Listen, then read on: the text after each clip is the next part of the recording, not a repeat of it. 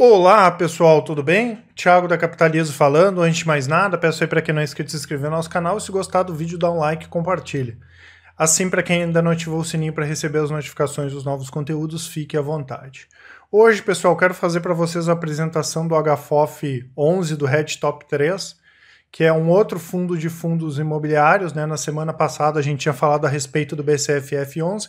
Lembrando que não é recomendação de nada, eu sempre falo em nome aqui dos nossos analistas, quero trazer algumas informações importantes e alguns pitacos meus, né, como investidor. E tem alguns produtos, alguns fundos, algumas ações, né, enfim, que às vezes eu falo a respeito e nem gosto muito, né, mas a gente tem que falar também.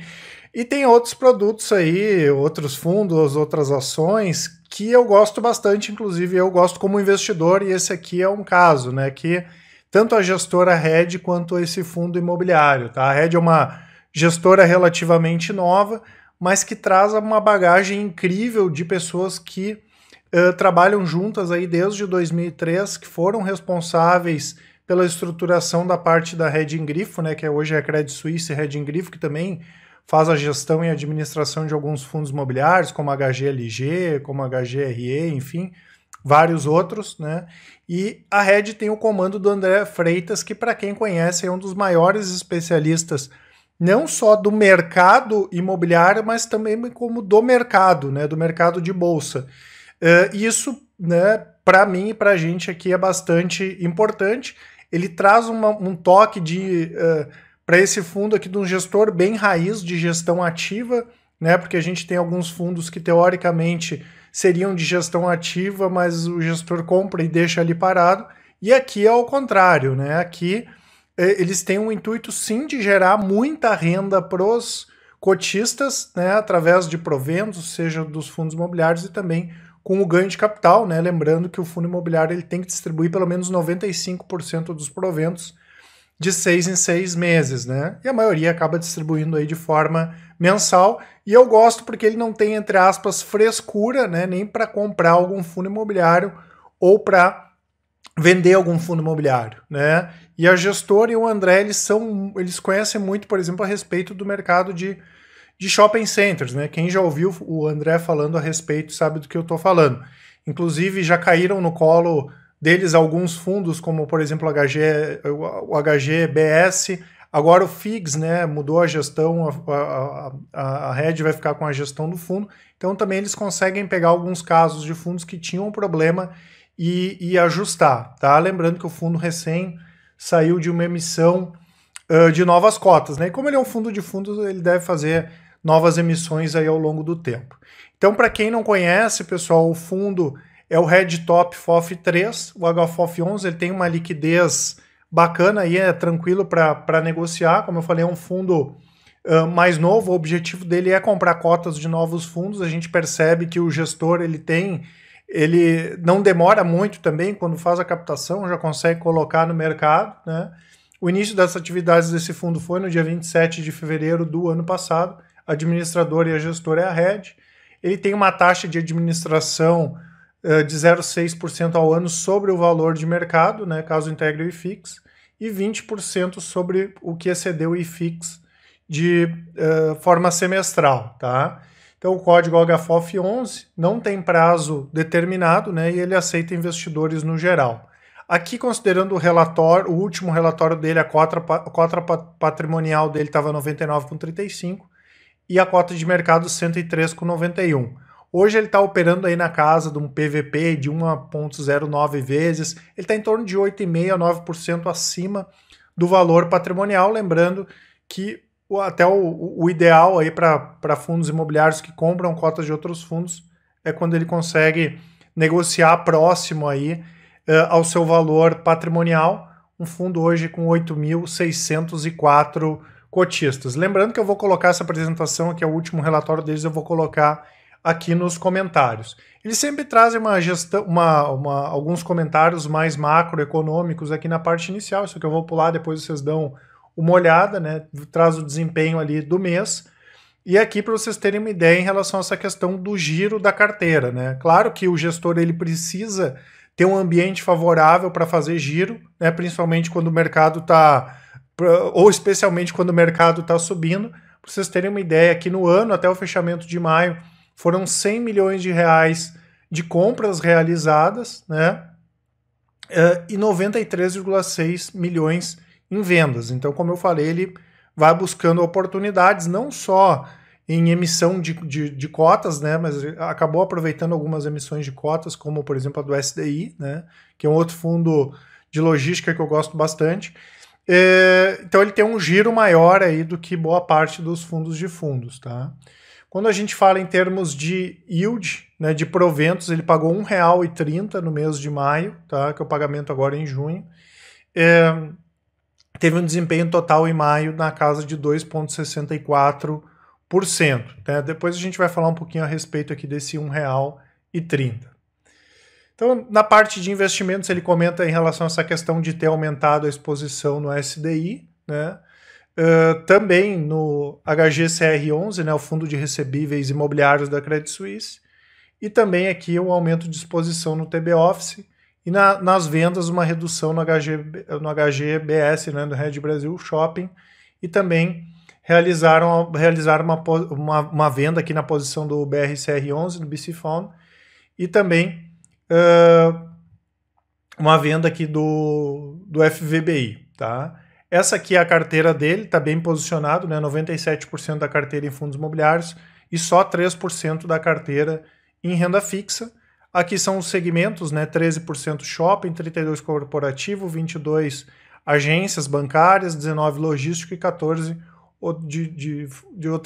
de CRIs, tá? Aqui é a estratégia, né, pessoal? 54% da carteira é para receber renda, né?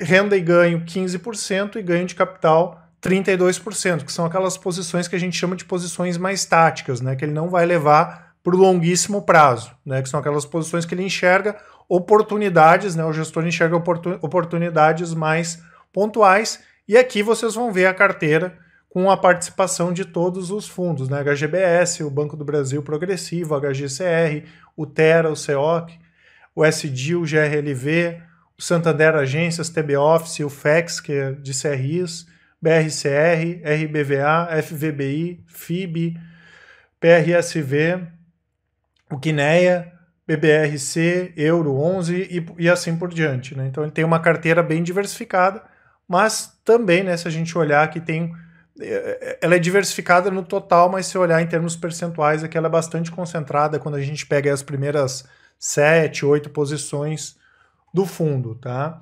E o que é bacana destacar, pessoal, isso aqui eu vou pular. O fundo coloca, né, como eu tinha mostrado no caso do BCFF também, o que foi feito, da onde veio o ganho, né?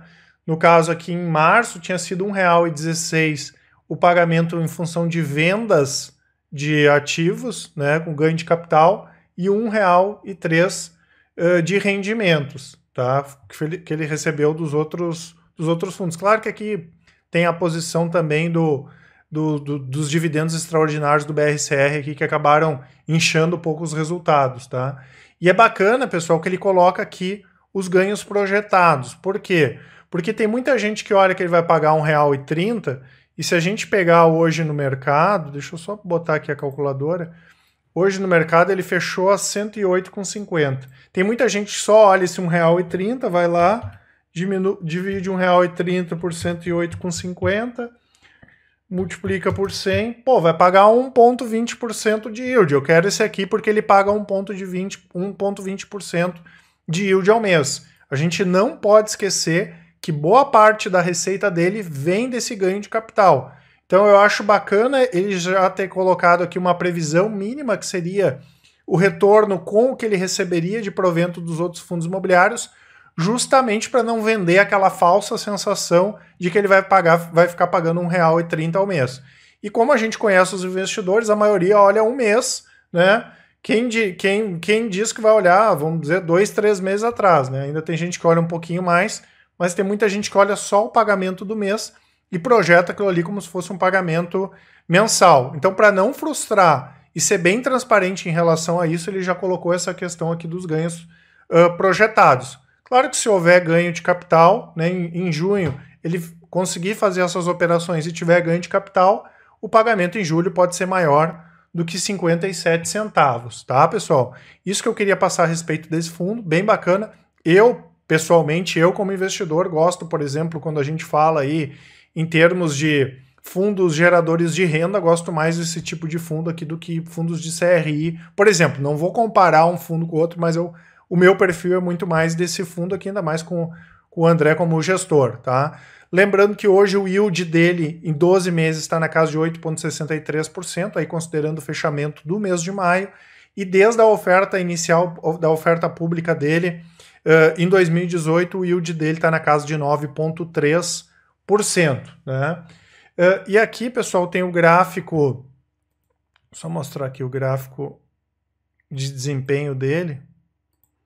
Ó, considerando desde o dia 1º de março de 2018, esse verde aqui, ele está com um retorno de 21,29%.